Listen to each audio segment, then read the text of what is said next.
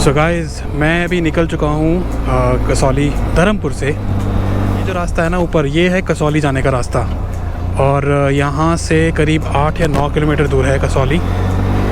रात को मैं वहाँ रुका था और वेदर काफ़ी अच्छा था। It's around 16 degrees 15 degrees in the night air, which is amazing. ना ज़्यादा ठंड है ना ज़्यादा गर्मी है। अभी हाँ, इस टाइम थोड़ी भी गर्मी है और जो वेदर है वो है ऑलमोस्ट 25-26।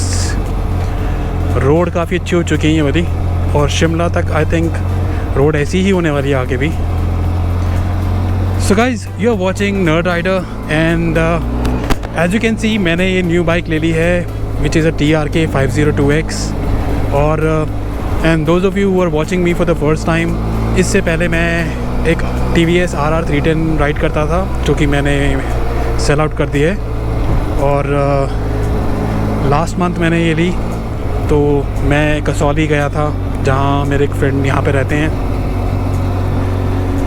तो उनके साथ मैंने अभी मैं एक दिन यहाँ रहा हूँ। आई थिंक मैं देखो अभी दिल्ली जा रहा हूँ, मेरा प्लान वापस आने का ज़रूर है। तो after some time I will definitely come back.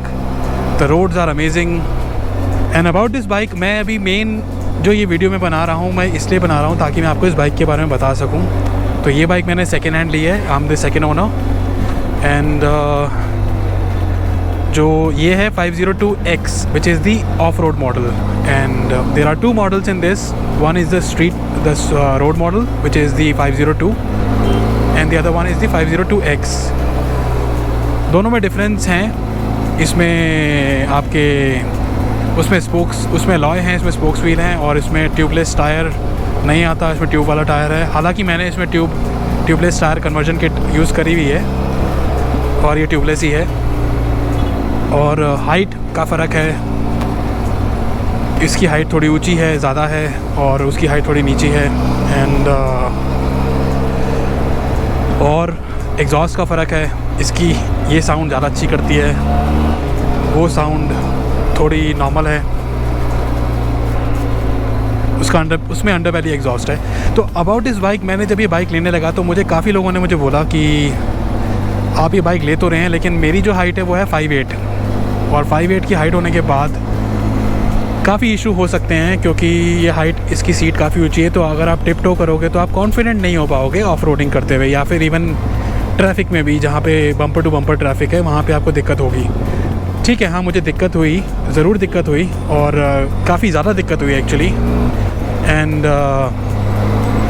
Initially मैं थोड़ा सा डर भी गया था कि मैंने क्या कर दिया, मैंने ये बाइक क्यों ले ली, मेरी हाइट इतनी नहीं है। लेकिन then I saw some videos, I talk to people, I had a word with people जिनके पास ये बाइक है और जिनकी हाइट मेरे ही जितनी ही है और या मुझसे छोटी है। Even there are people in the group, अब एक फेसबुक ग्रुप है जहाँ पर 502K के काफ़ी लोग हैं और उनमें कुछ लोगों की हाइट 5 फुट 5 इंच भी है। तो I saw a guy who actually took his seat and उसने वो सीट नीचे करा दी और सीट नीचे कराने के बाद I saw him that he was able to like at least not flat foot but थोड़ा पहले से बेटर था, जो कि मच बेटर है। मतलब अभी तो टिप टो करने से अच्छा तो फ्लैट फुट होना थोड़ा सा बेटर है। और या तो मैं भी गया खदानची करोल बाग और वहाँ जाकर मैंने इसकी सीट नीचे करा दी। सीट नीचे कराने के बाद थोड़ा सा पोस्चर ठीक हुआ, मेरी जो इसकी कंट्रोल है इस बाइक के ऊपर वो ज़्यादा अच्छा हुआ। लेकिन इशू 2-3 और हो रहे हैं अभी। तो अभी मैंने दिल्ली टू कसौली राइड करी और ये कसौली राइड में मुझे फैटिग नहीं हुआ, कुछ नहीं हुआ, बट थोड़ा सा सीट का इशू हुआ क्योंकि अब सीट हो चुकी है ज़्यादा नीची। तो उसमें इशू, ये देखो नंबर देखो, CHT1, wow that is a number man. मतलब जितने की गाड़ी नहीं होगी उतना का नंबर ही होगा ये। तो यार सीट मैंने नीचे कराई तो उससे क्या हुआ कि एक्चुअल में यार ये सीट जो है ना यार, क्योंकि मेन रीज़न इस सीट का ऊंची होने का कुछ और ही था। क्योंकि अब क्या हुआ कि फुट पैग्स और मेरे जो सीट है उसमें डिफरेंस, जो हाइट का डिफरेंस है वो कम हो गया और उसकी वजह से मेरा जो नी है वो ज़्यादा बेंड हो रही हैं, दोनों नीज़। और जब नीज़ ज़्यादा बेंड हो रही हैं तो थोड़ा स्ट्रेन आ रहा है नीज़ पे, क्योंकि इतनी अगर आप बेंट नी में चलाते रहोगे बाइक तो स्ट्रेन तो आएगा ही आएगा। Now about the bike, the comfort is really good थोड़ा लोगों के मन में ये रहता है कि ये 500 सीसी की बाइक है और 48 bhp 238 किलोग्राम्स इसका जो वेट है, ऑलमोस्ट 240 किलो। अभी मैं पैनियर यूज़ कर रहा हूँ तो पैनियर के साथ ऑलमोस्ट 270 हो गई होगी। और 270 के वेट के हिसाब से 48 bhp is actually low, but अगर आप उसको नॉर्मल टूरिंग के लिए चलाओगे तो in India a cruising speed of 90 to 100 is a very good speed. और ये चलती है 5000 RPM पे 105। तो 5000 RPM पे ना ही आप इंजन पे स्ट्रेन डाल रहे हो, ना ही आप उसको जोर खींच रहे हो कि हाँ मुझे ज़्यादा खींचना पड़ रहा है। बट बहुत ही स्वीट पॉइंट है वो एक 5000 RPM पे 100 km/h की स्पीड से चलना। और यूजुअली मैं इतने पे ही क्रूज़ करता हूँ, मैं इतने पे ही राइड करता हूँ, अराउंड 80-90। इससे ऊपर मैं नहीं करता। और पहाड़ों में तो वैसे भी ज़रूरी नहीं है, आप 40-50 से ऊपर क्या जाएंगे। तो मुझे पर्सनली अभी तक फ़िलहाल इस बाइक की राइड क्वालिटी से, इस बाइक की परफॉर्मेंस से और पावर से कुछ इशू नहीं हुआ है। और अभी फ़िलहाल मैंने ऑफ रोडिंग नहीं करी है, अभी थोड़ा एक्सट्रीम ट्रैक पे नहीं गया हूँ। मेरा प्लान ज़रूर है आगे जाने का थोड़ा, and I hope in few days I will do it. अभी ये थोड़ा ऑफ रोडिंग पैच आया है तो थोड़ा बच के चलना पड़ेगा। Just a second.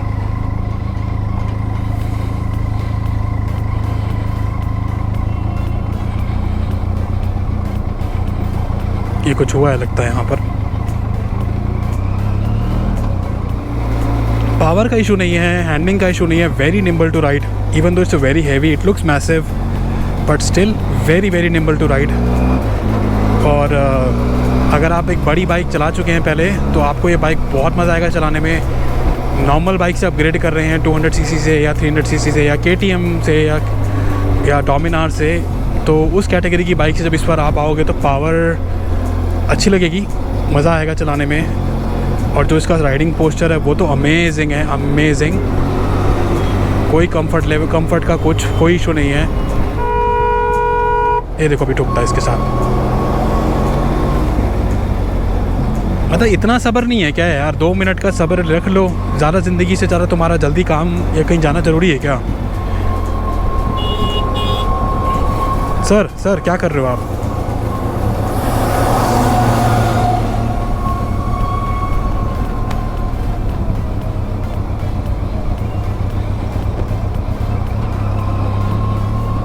व्यू काफ़ी अच्छा था। अभी इतना मैं ज़्यादा घूम नहीं पाया, ना रुक पाया, ना कुछ कर पाया। और बस मेरा मेन प्लान था कुछ थोड़ा टाइम ऑफ दोस्तों के साथ टाइम स्पेंड करना। राहुल और पुलकित दोनों ड्यूक 390 चलाते हैं KTM, एंड उनको वो बाइक भी बहुत अच्छी है, अमेजिंग बाइक।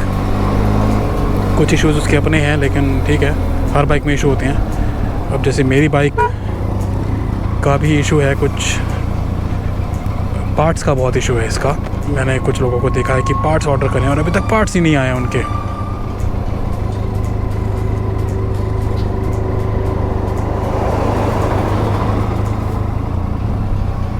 वर्सेस या गाइस, मैं काफ़ी वीडियो डालता रहूँगा। मैं अभी आई होप ये जो साल बहुत ही बर्बाद गया है, बिल्कुल बहुत ही ख़राब साल गया है। ना ही कहीं जा पाए, ना ही कहीं कुछ कर पाए। घूम रहा हूँ अभी भी और आगे भी ऐसे ही घूमता रहूँगा। सैनिटाइज़र और मास्क आई थिंक हमारा लाइफ का पार्ट बन गया है कुछ टाइम के लिए। और कोशिश मेरी यही रहेगी कि एटलीस्ट 1 महीने में एक ट्रिप ज़रूर मैं करूँ।